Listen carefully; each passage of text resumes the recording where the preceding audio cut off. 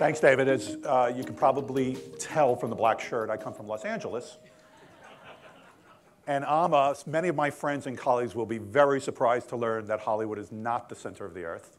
And I intend to inform them of that when I get back. I'm going to talk a little bit today about, as David said, my company spends all its waking hours researching and conducting dialogues with young consumers. And I'm going to talk specifically today about Generation Y. That's those are people who were born primarily between the years of 1975 and 1995. So today they're approximately 15 to 35 years old. And what I'm going to talk about is some of the research that we've obtained that has led us to the conclusion that there's a fundamental shift going on in how they're thinking about their careers and their lives. And in fact, their aspirations for success and their primarily their definition for success.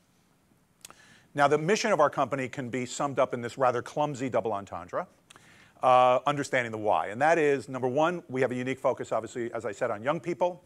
But secondly, the idea that many companies and institutions, and by the way, we do some of this work for nonprofit institutions and for universities as well, who are interested in engaging with young consumers, many of them are overloaded with data. In fact, in technology today, as David would tell you, you could track almost every moment, down to the second, what a target consumer is doing in their lives. But what's less understood is why they're doing what they're doing. And at the intelligence group, what we try to do is get behind the actions, the behaviors, the preferences, and attitudes of these young consumers. Now, some would contend that there's a third objective, and that is my undying quest to understand a little more clearly the vagaries of my own Gen Y children. But I won't go into that today.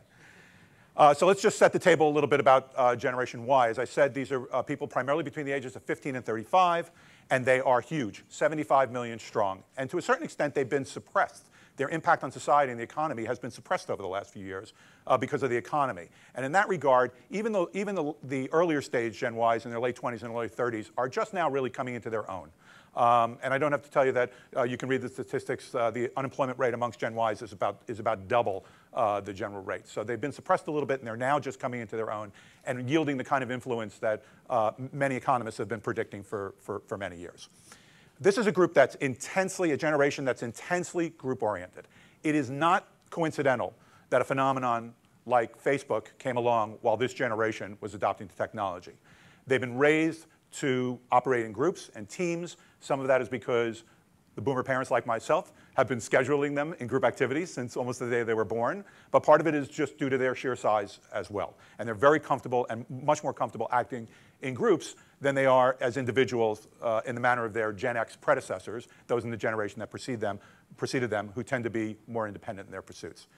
This is a passionate group of people, and if anybody follows any Gen Ys on their Facebook page or on their Twitter, know when they get on an issue, they really care about it, and they'll push it until it dies.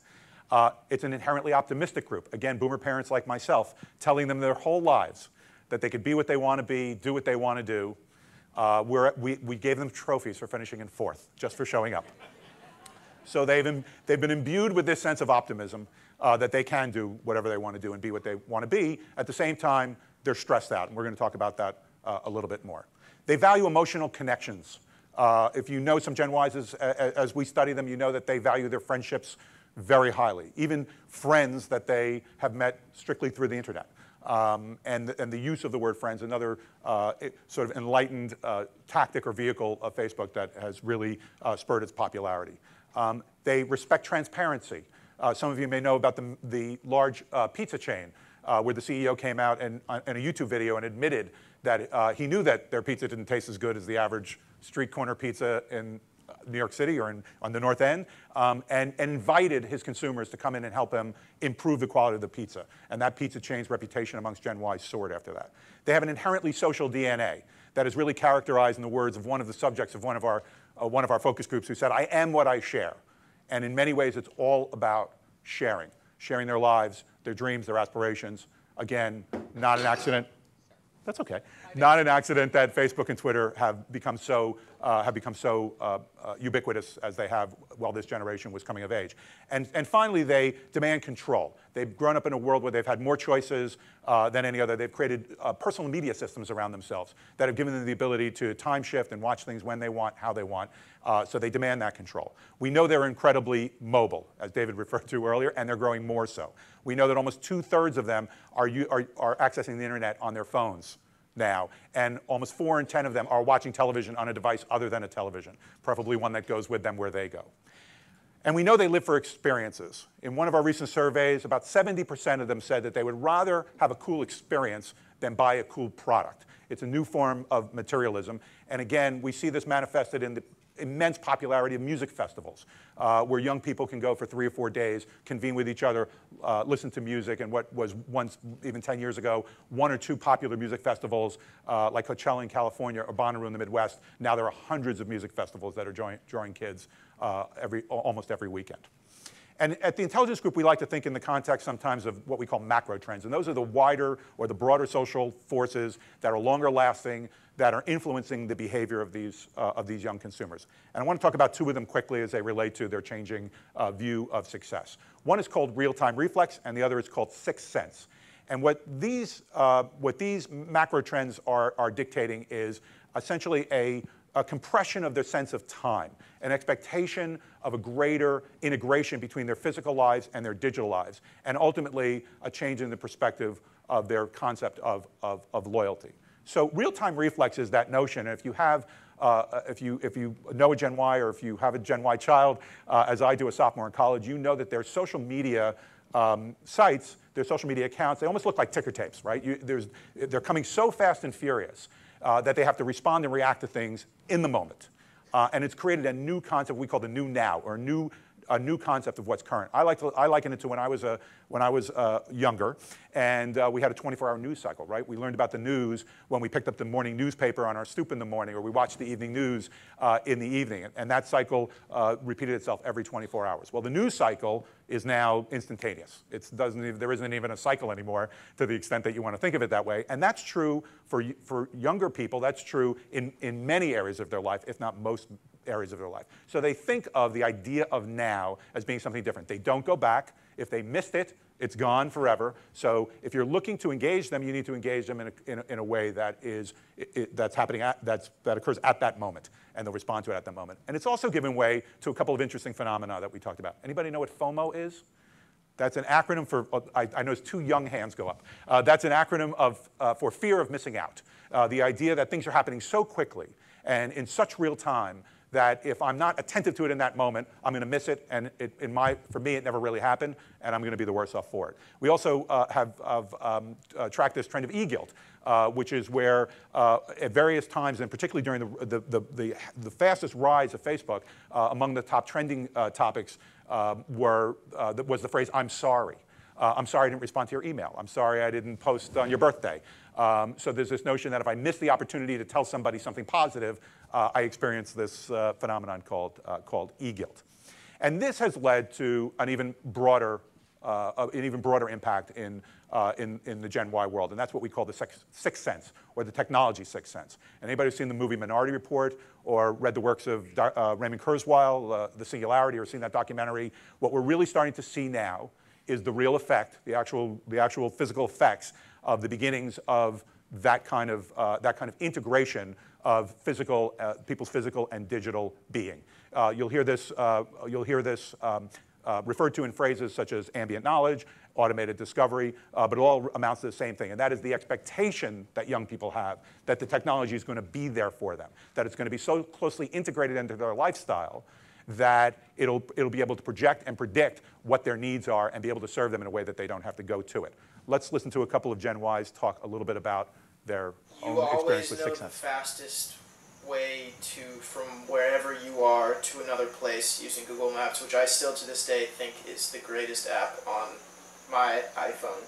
If I didn't have any technology to use, I would just feel so out of the loop. I would feel like I was crawling whilst people were running ahead of me. My smartphone makes me a lot smarter because I basically have the entire knowledge of the whole internet.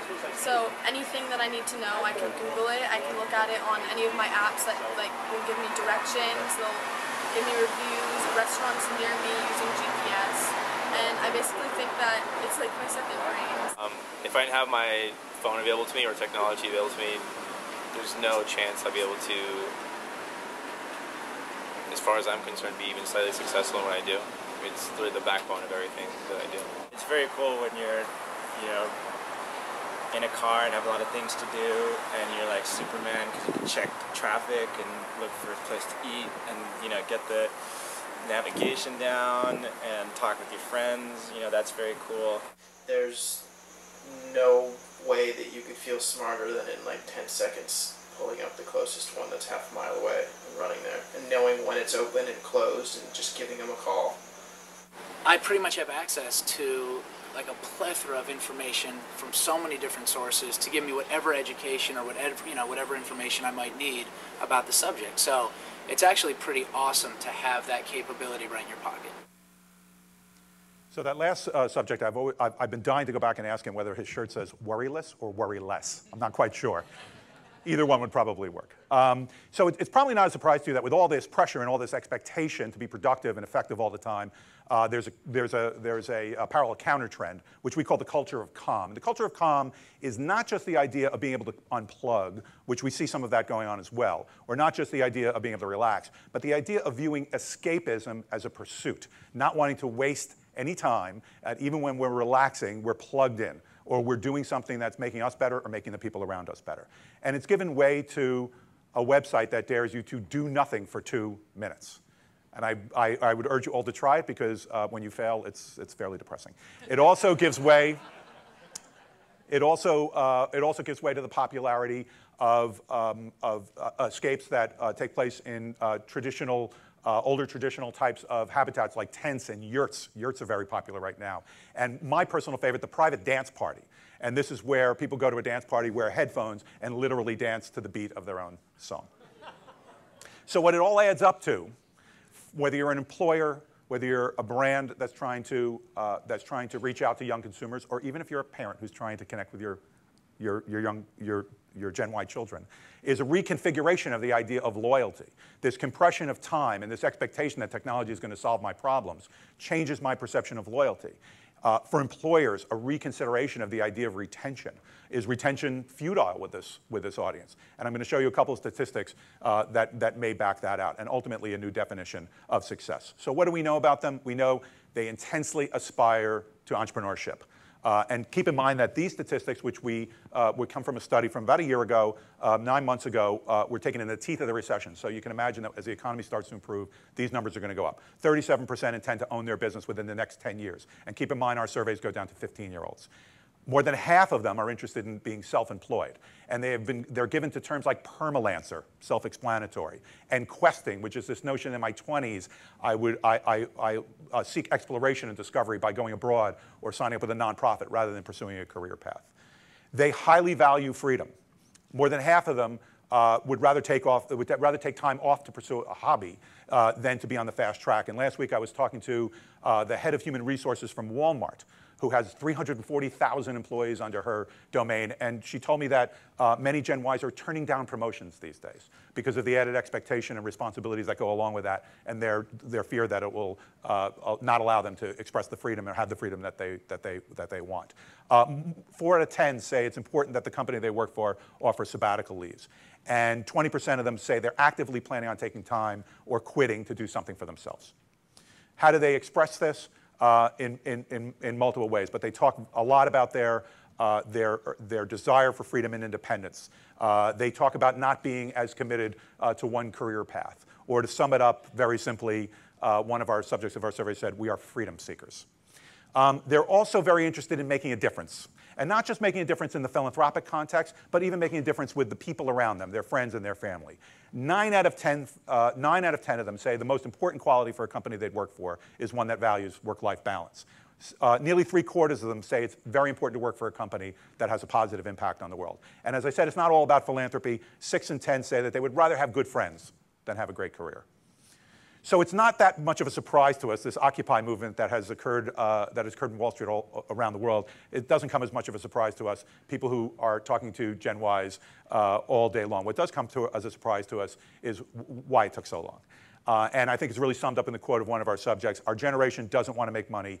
We want to make meaning. So I would leave you with this thought. Whether you're a business person, an educator, a recruiter, a parent, trying to raise money for a philanthropy or whatever the case may be, try to think about conceiving or generating a unique experience for your Gen Y constituents. And I can assure you that if you do, they will respond to your outreach that much greater. But a few tips. First of all, do it in real time. Give them an opportunity or infuse into that outreach some element of now. Let them work or play in teams.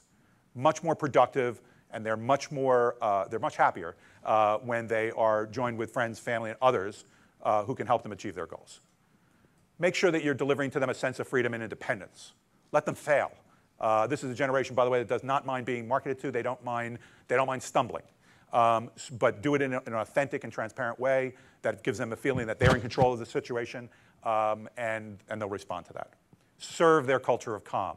Even when they're not actively engaging in the activity that you want them to engage in, make them feel like they're doing something productive and effective, even if they're at rest. One of the things we know about this generation is one of the reasons that mobile is so popular for them in terms of their consumption of media is because it's a forward experience. It's a sit-forward experience, not a sit-back experience. And while young people are still watching TV in huge numbers, very few of them are actually sitting back on their couch or sitting back in their bed and actually just watching the television. They're watching multiple screens at one time. So even when they're not pursuing whatever the objective is, serve their culture of calm. Feed their digital sixth sense. Allow them to access technology as much as you can that affords them the opportunity to expect and have technology deliver for them the experiences that they need to deliver. And perhaps most importantly, help them make a difference. And if you do these things, I can assure you that your understanding, either as a parent, as a business, or as an institution, of these very elusive Gen Y consumers will be greater for it. Thank you very much.